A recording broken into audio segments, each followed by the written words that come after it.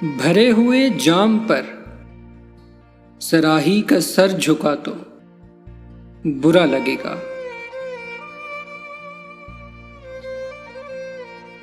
जिसे तेरी आरज़ू नहीं तू उसे मिला तो बुरा लगेगा।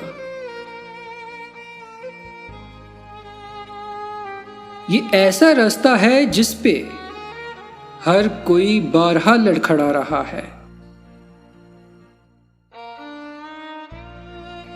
मैं पहली ठोकर के बाद ही गर संभल गया तो बुरा लगेगा।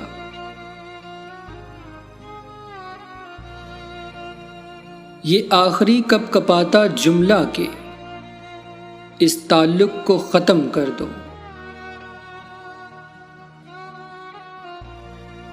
बड़े जतन से कहा है उसने, नहीं किया तो बुरा लगेगा।